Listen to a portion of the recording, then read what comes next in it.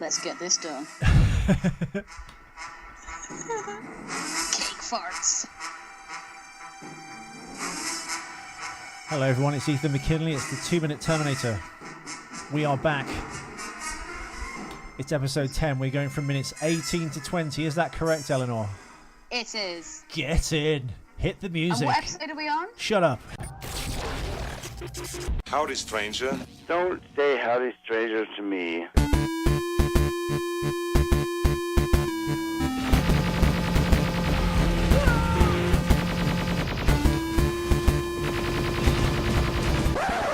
You didn't do the fourth. Thank God. It sucked. Yeah, it sucked.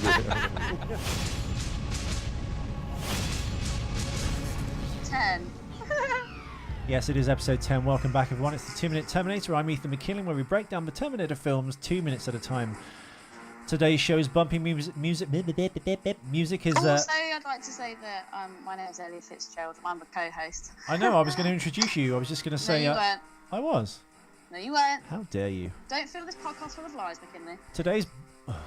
Apart from being full of lies, it's also full of music. Today's bumping music is the Innerspace soundtrack by Jerry Goldsmith, the amazing 1987 film. If you've not seen it, seek it out. It's one of those like best forgotten movies. Actually, on Best Forgotten Movies, the amazing podcast I can recommend to you.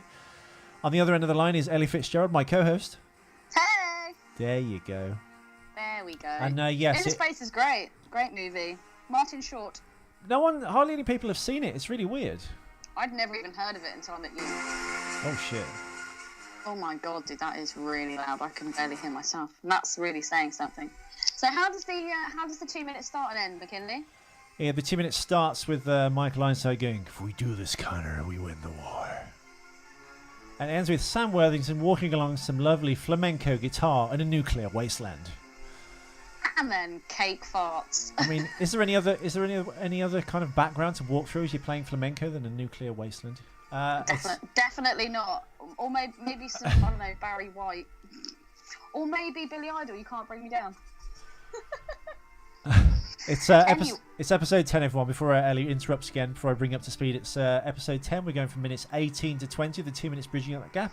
And as I just said, we're going from Michael Ironside says, "We're going to win this war, Connor." And it ends with Sam Worthington walking towards camera with a lovely glint in his eye, stars in his eyes, rough around the edges. Ellie, take the floor. Hit the music.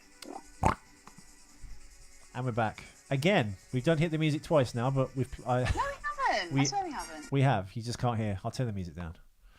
Oh. There we go. There we go.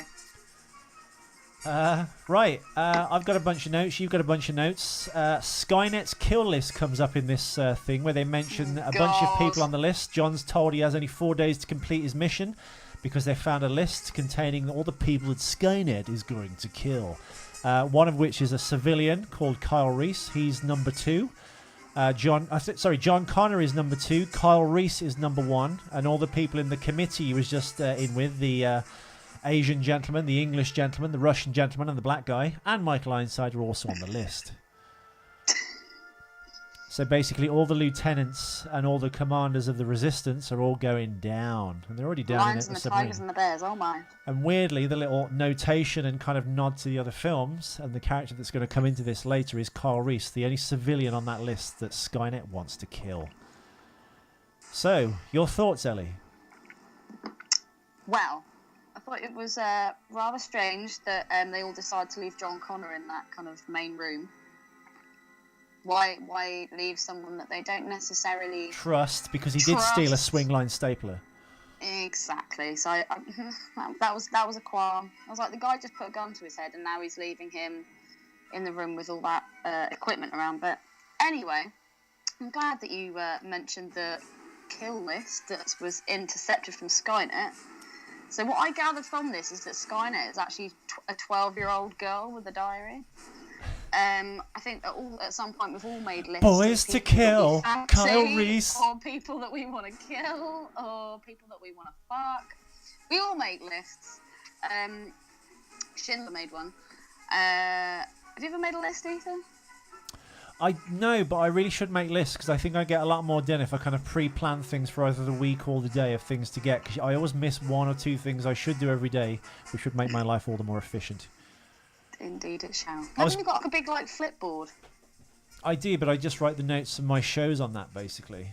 One thing I want to mention about the previous clip: the reason Ironside sticks the gun at his head because he goes, "You're the prophesied leader of the resistance, but you can change history."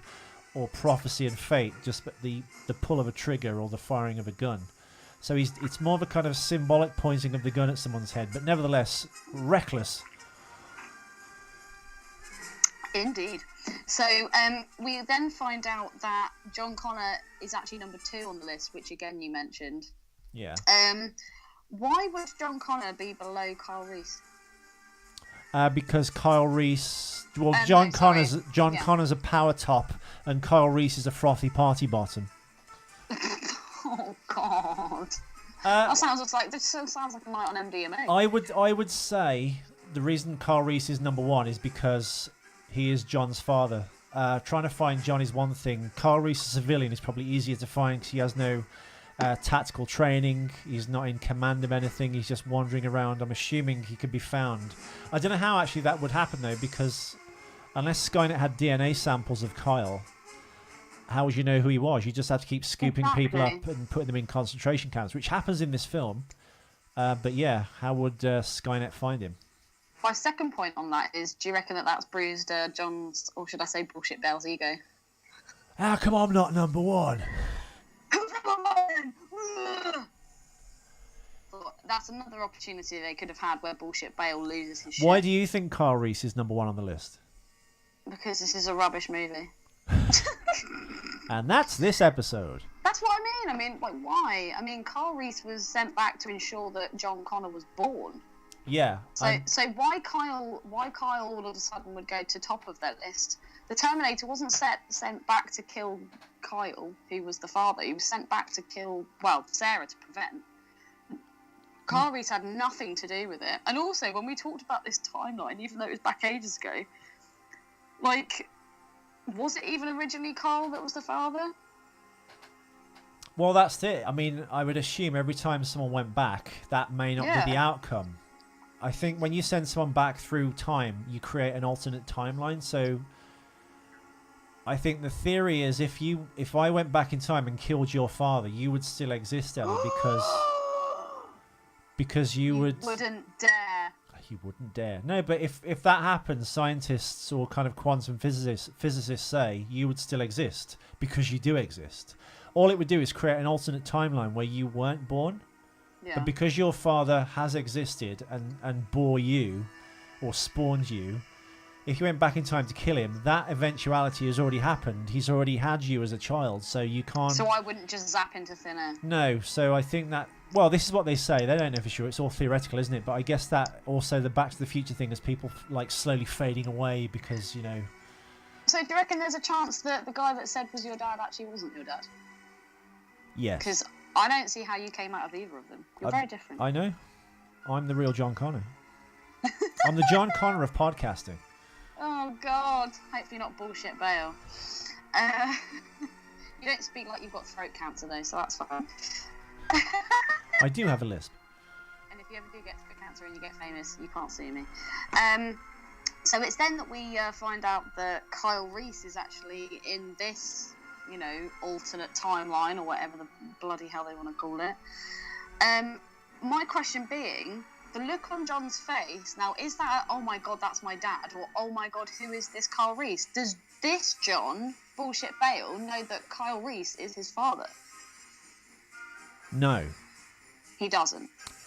It's obviously alluded to in this film that Christian Bale, John Connor, knows who Kyle Reese is, because that's why it gives you that meme, essentially, by going, oh, the number 1 person on the list is a guy called Kyle Reese, and Christian Bale gives that look of like, this is the guy I have to locate and send back in time, basically, to like, so I can exist. It's a 2-man, 1 list, though. But I mean, up to that point, and we've heard this in the commentaries and the making ofs with Cameron and stuff. What does Kyle Reese know? Kyle Reese doesn't know who he is. Does John know who he is, sending him back? I think we covered this in season 1 when Sarah leaves a lot of tapes for John Connor, some of which are featured in this film. Linda Hamilton actually recorded, we're going to get some, of course, in the next couple of episodes, but like she recorded some kind of, despite not appearing, she did some like audio tapes basically for Christian Bale. So he does know who Carl Reese is, and he does know he does know he has to send him back basically. So that kind of like ends that little part of the scene. We then see John Connor walking out of this bunker, which again, this whole getting off the submarine and then getting into a plane. But there's a lot of travelling around. Also, I'd like to know where this water is. The bunkers, it's raining. I thought actually looked a lot more accurate as to what I would have seen that they would look like. So I think it kind of looked a little more like it did in the original film. Well, I'm glad the production designers finally got something right for you, Ellie. I know. Shock horror. So yeah, I thought that looked better. Now, what I want to know is who the bit part actor is, who's the absolute dreamboat, who is the first guy that John Connor kind of like walks up to. He's kind of got long, brownish, bluish, long, browny, blondish hair. Your long, brownish, bluish hair is... But yeah, I want to know who he is. He is stunning. The actor's name is Chris Browning. Chris Browning. Has he ever been in anything else? Yes, I'm going to tell you now. I'm just going to pop his name into the notes so the listeners can check him out. And I will send the information to Ellie as well. Amazing. Okay, so whilst he's walking past all these people in this kind of bunker, and they're all stood up to attention as if like they're waiting for some kind of information, or like he's just returned from somewhere, which he obviously has. He starts hearing voices in his head. Mm-hmm. What was that about? Check out Chris Browning, by the way, because he's clearly insane. Sorry, there's a lot of money jingling going on. I'm not in a Jewish bank. Chris Browning, Ellie, has been in, obviously, Terminator Salvation. He's been in the Book of Eli with Denzel Washington. He's been in Cowboys and Aliens with Harrison Ford and Daniel Craig, which was going to be a Robert Downey Jr. and Harrison Ford vehicle. He's in Let Me In, Agent Carter, Westworld, the new TV series. Check him out. You may not like him, I don't think. Oh, no. Why? Oh, bad. Doesn't matter. I give up. Sorry. This is the issue with doing shows not in-house. That's I'm in right. a house like full of people, but we're back into the nice silence of the and confines of the bedroom. Okay, so yeah, why don't you think I like him? Is he a bit too Ben Newton-esque? No, he looks quite different to the way he does in Terminator Salvation. Speaking of actors in Terminator Salvation, Michael Ironside accepted this role in the movie, but while he was shooting this, he had 3 broken vertebrae from doing from a roofing accident. If you notice in the film, Michael Ironside never actually sits down in the movie. That's because of the intense pain. Have you ever noticed that in films they never show Tom Cruise's feet? Do you know why? Because he wears platform shoes. Because he's a short little fucker. Anyway. In episode, I think, 5... we had Terry Crews, obviously, or episode 6. Terry Crews was cast in this film in a significant cameo, but they cut him out completely. Even though this is the director's cut, we're taking this dismantling from. Terry Crews only appears when Christian Bale comes out of the bombed bunker before he gets in the helicopter and gets shot down. Terry Crews is the black guy you see as a dead body that the camera pans across. Mm-hmm. The other guy that Christian Bale talks to after he sees Dreamboat Chris Browning, Ellie, the black guy is a guy called Common. Now I'm going to find out why he's called that. I'm assuming he's some sort of rapper. Yeah, he's a rapper, so yeah. Is he the guy that asks if his brother made it? Basically, yeah. So the intonation is he's meant to be Terry Crews' brother in a story strand that never actually went anywhere. Right. And I think if you'd seen the regular cut, I don't think this scene was actually in it. But basically, yeah, Common is the guy. He's in Smoking Aces, Selma, Wanted, Now You See Me. He's been in a bunch of films, and he's in the forthcoming John Wick Part 2, and he's in Suicide Squad as Monster T. But yeah, he's meant to be Terry Crews' brother in this. Do you reckon in Bullshit Bale's head, once the guy said, "My brother, he didn't make it, did he?" Do you reckon he thought, "Oh, we'll look the same too." That's what I thought. So once that's happened, Oh, you didn't answer my question. What do you think of the voices in John's head are all about? All the voices in John's head are all the kind of teachings of Sarah Connor, all the old tapes, all the information he's been left, and how he's processing this and how to So do you know that for a fact? No, but I'm assuming that's what it would be. It's almost like... It's the classic story, isn't it? If you went, like, had time travel, would you go back in time and give your younger self a heads up as to what to do, where to go wrong, and what not to do this, and how to be more successful? But would you do that? Because all the things that make you you are because of all those things that have gone wrong, all those mistakes. What would you do, Ethan? Well, here's the thing. If you had all that information, I think that's what they're intoning here. You have all this information imparted to you, Ellie, from your future self. How do you process it into your life? And how do you know when to apply that information? And do you even know when the moment's coming up when you should? So would you? No. Because I'd get it wrong anyway. Oh, Ethan, so honest. The best thing you could do, kind of, is go back and tell your mother not to do this, not to put you in that school, not to do this, or this is what you should do. However... Skip a generation. Would she listen? Probably not. She's a woman, so no. Would she act all belligerent and be like, how dare you tell me how to live my life? But like, who the fuck are you? Exactly.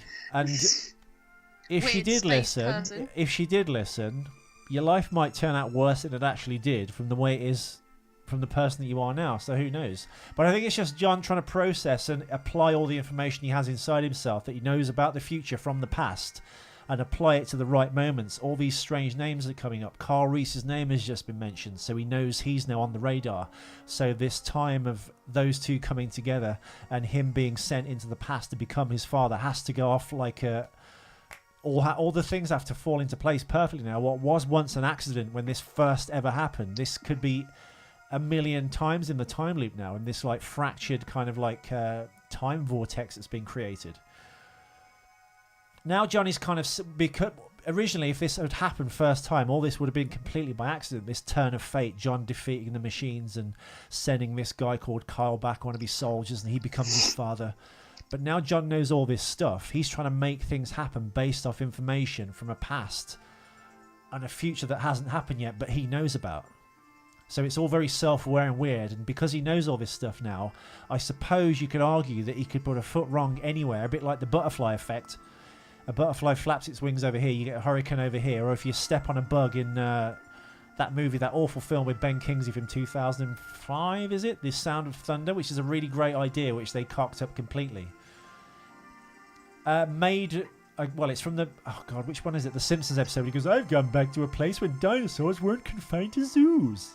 You know, and he keeps changing the future. It's like John Connor knows all that stuff now, and it's what to do with the information and what's the right time. And the dominoes have to now fall in a certain place to ensure that he survives and make sure Carl Reese goes back, and then it all starts over again.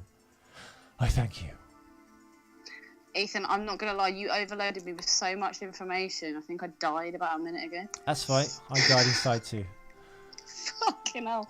This has gone far too deep, far too serious, and far too, like, professional. Well, this is what the show should be about. I'm going to bring it back round to, can we please discuss how ugly the actress is that plays Catherine Brewster? Oh, she's all right. Wait. She's better than terrible. She's better than Claire Danes. Dude, I'm better looking than her. Claire, let's not push it now. No. Let's not get say crazy. Claire Danes, I'm saying this chick. I think Bryce Dallas Howard isn't as bad as Claire Danes. What? Go and Google, when we finish the show, go and Google Claire Danes and Google Bryce Dallas Howard. Okay.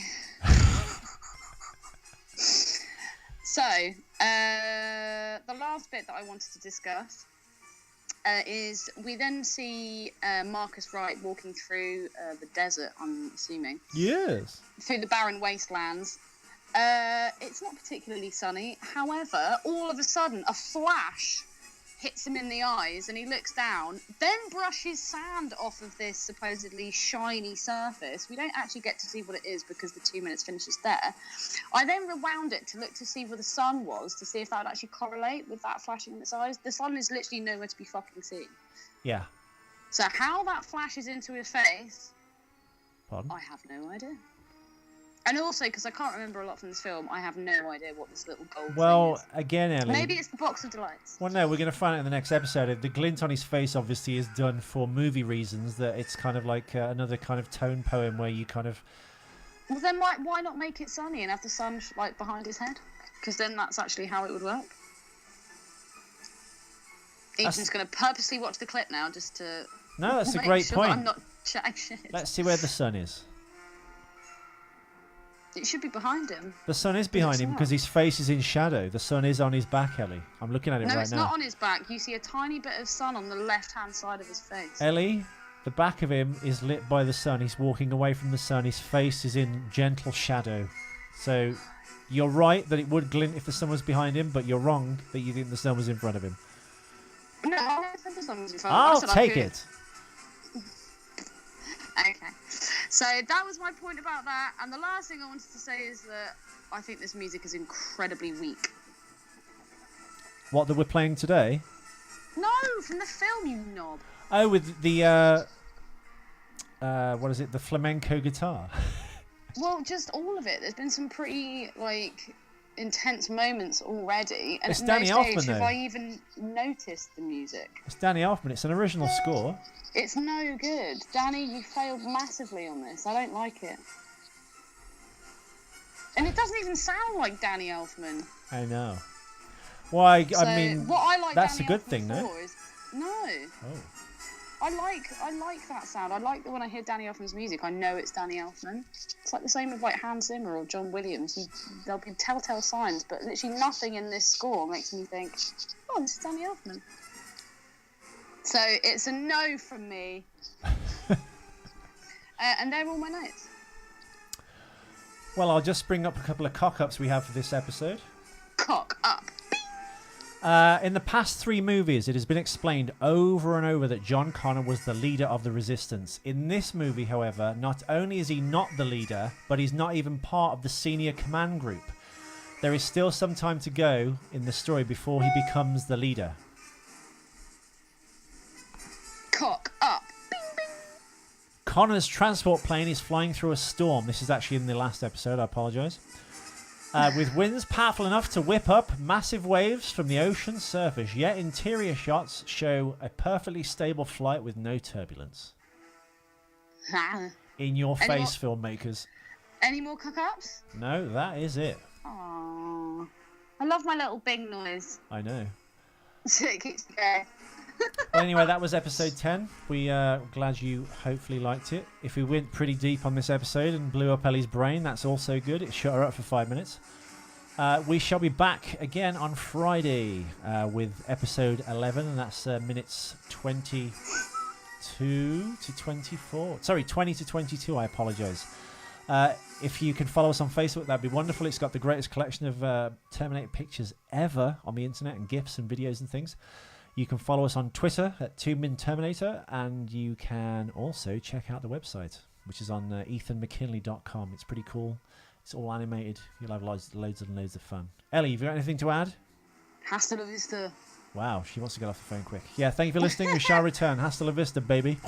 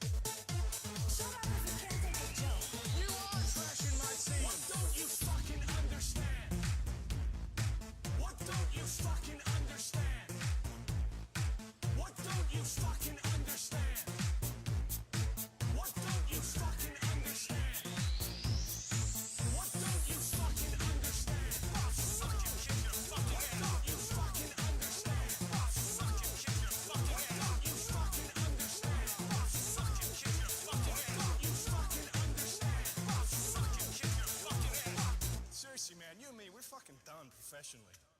Fucking ass.